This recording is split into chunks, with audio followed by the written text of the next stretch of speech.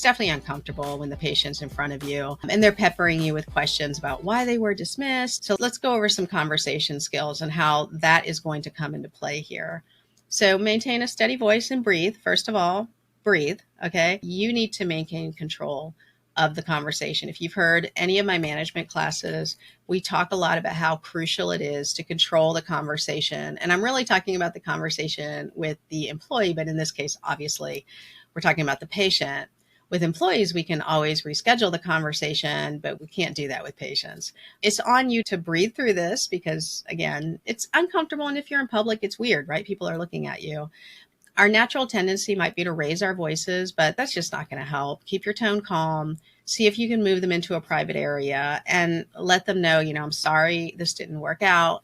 We tried to work with you, but it just doesn't seem like it was a good fit for you and me, our practice.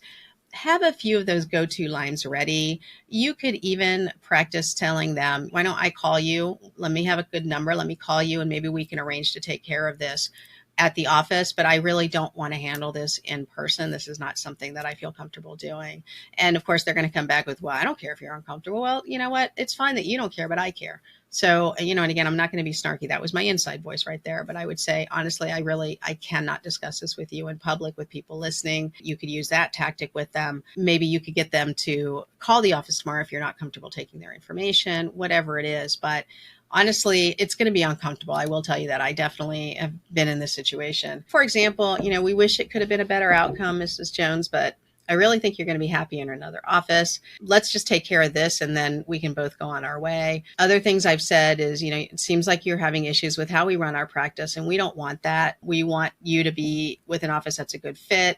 We want to have patients where it's a good fit for us too. It just feels like a mismatch. And I have said that exact line, you in our office, it really just feels like a mismatch. That's what I have said in the past.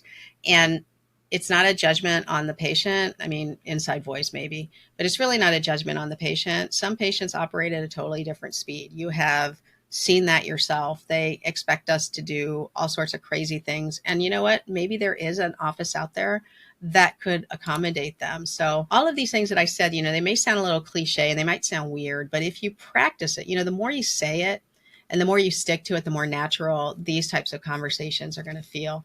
When faced with an angry patient, that's not the time to rely on like quick wit or debate skills, right? Because it just is going to escalate.